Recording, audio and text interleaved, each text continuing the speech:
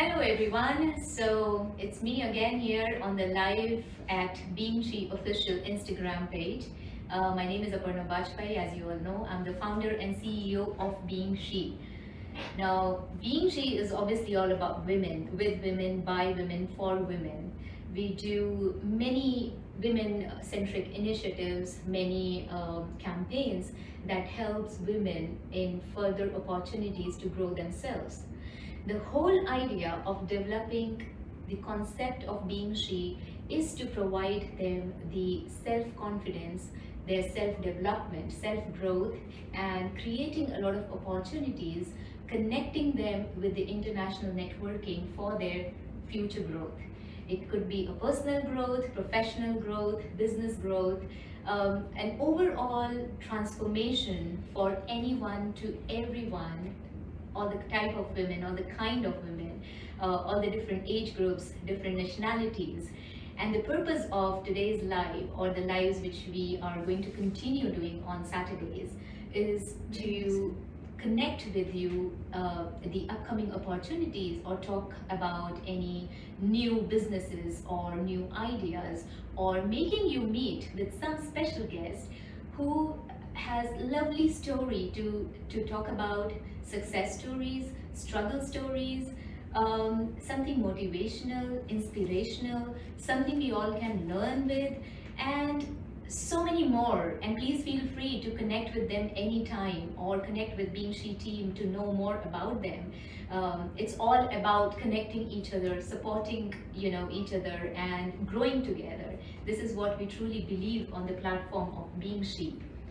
So, as we mentioned on our live today, that we will be inviting a very, very special guest, and her, the journey is very powerful. The message is very powerful because, as you all know, that this is the month of awareness for breast cancer, which is definitely has become a taboo in the society. A lot of women, all of us, I mean, sometimes me myself, I know about it, but maybe I don't know how deeply it can impact when you actually, I mean, I would pray that none of us should go through this experience, but the ones who have actually gone through, what they have experienced about it, and how have they fought, how strongly as a warrior they have come out of the whole situation.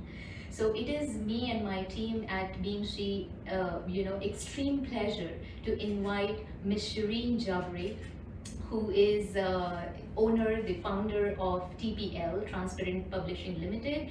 It's a magazine platform, a very powerful one, which has many editions under it, many publications under it.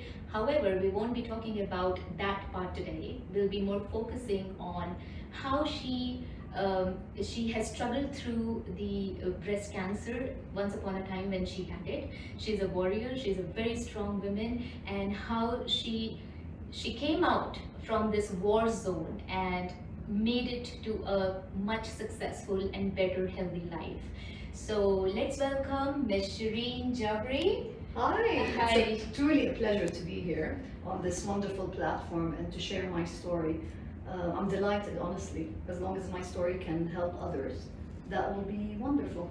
Shireen, it is absolutely our pleasure and honor. First of all, as a friend, we know each course. other. But truly as a woman of substance, as a woman of influence, and especially when we talk about any kind of severe diseases, or some ailments like breast cancer, we all read about it, we all hear about it, we know about it, but what we don't understand is the emotion that somebody like you have gone through it. So there are a few things, I was very curious, and I was waiting actually for this opportunity to bring you in front of our audience and followers to discuss more on this fact. So, to begin with, how did you find out that you have this, nerve-breaking disease? Like, when was the time? How did you find out? Well, I mean, it's the typical thing where you always assume that nothing bad can ever happen to me.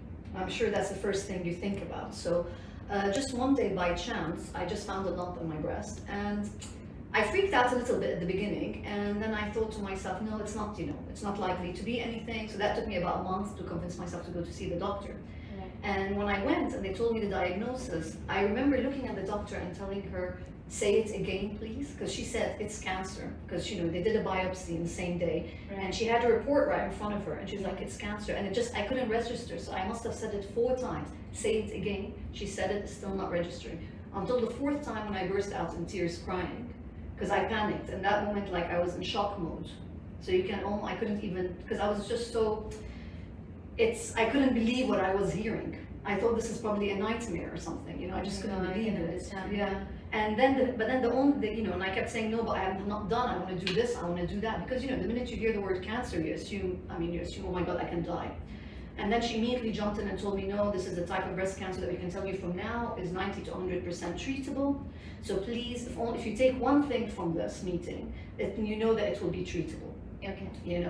So it was quite a difficult time. And the reason, to be honest, the reason that I'm doing this breast cancer awareness is because it's, as you said, the emotions you go through. It's like the physical is one thing. I had to go through lots of chemo, and then I went through 2 operations and radiotherapy, but thank God I'm cancer free since last August, which is fantastic news.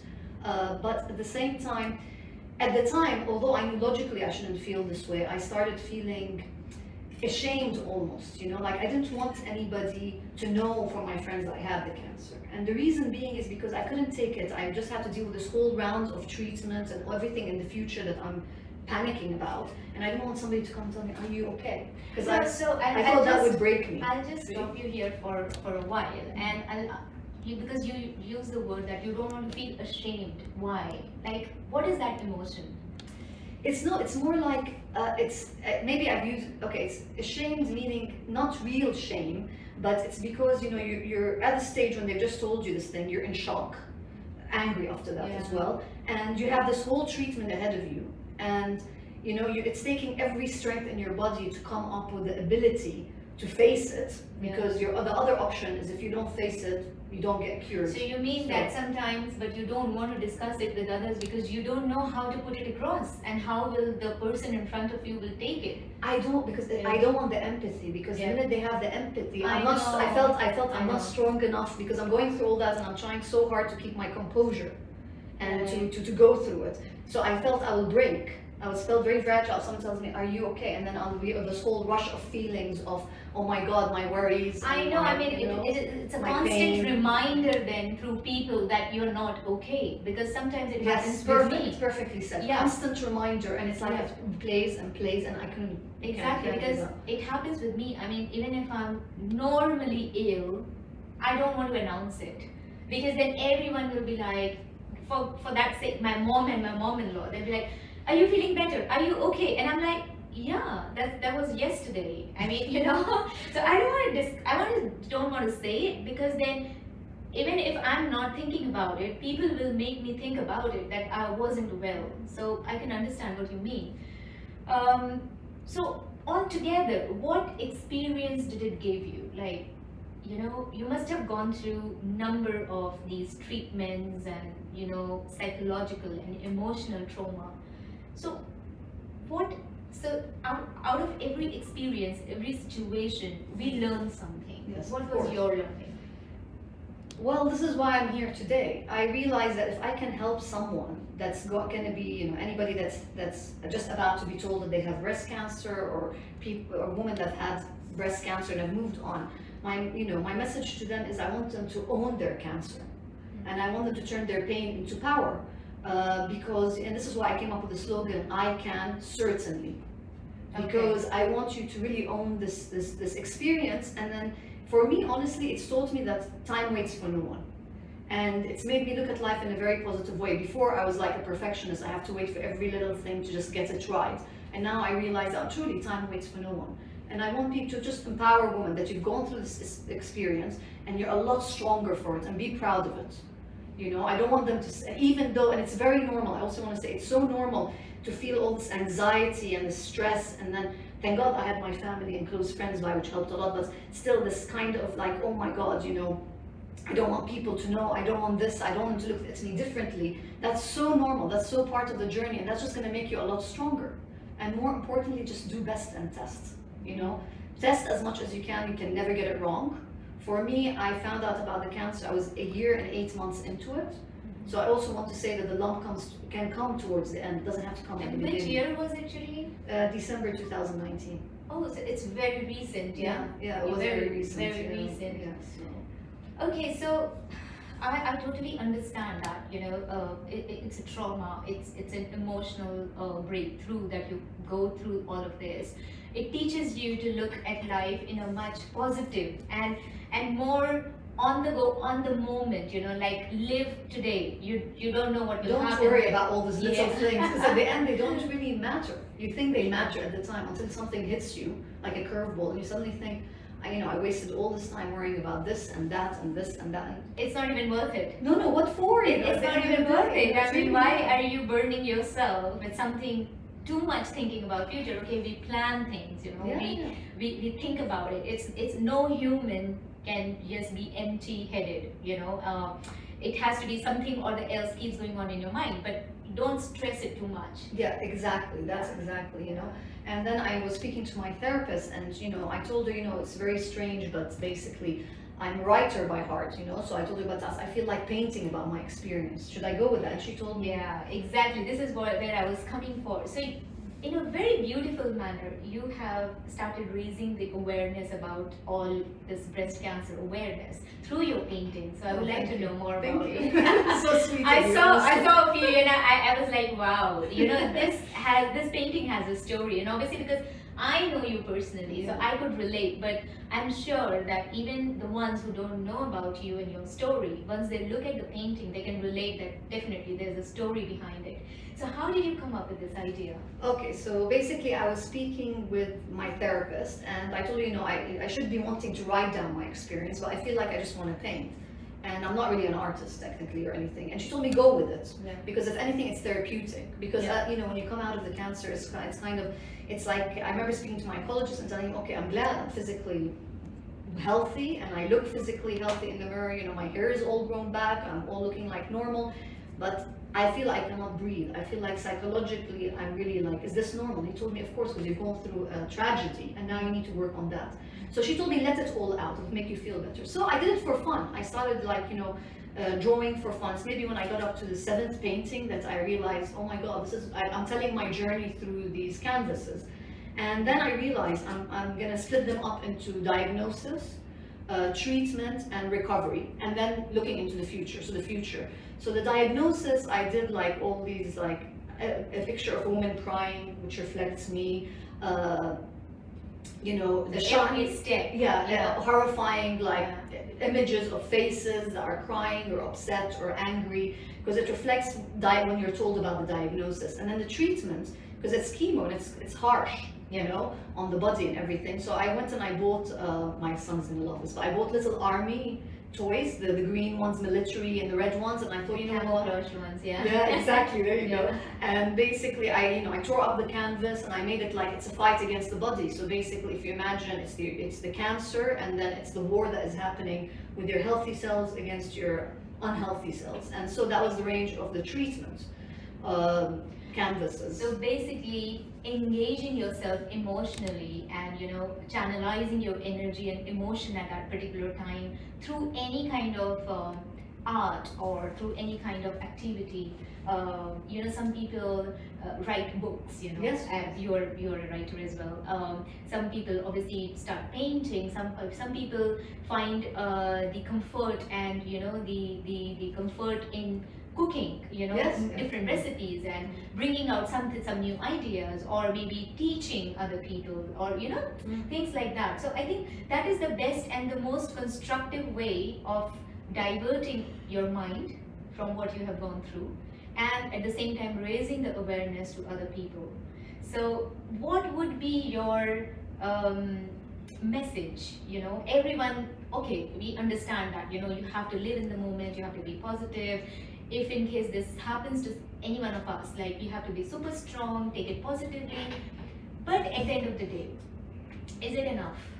What else? What would be your message? Because now you are in a stage where you have seen all of it, and in fact, after such a struggleful situation, you came out cancer free. Congratulations! Thank on that. God, thank God. Yes, Yeah, congratulations on thank that. you. And you're like a super powerful and strong woman. I Oh, would you're suggest, so you know, sweet, honestly, because so sweet of you. because I mean, if you don't say it to anyone, no one can ever guess it. The way positively you come across, you're so energetic. You know, you do such lovely work.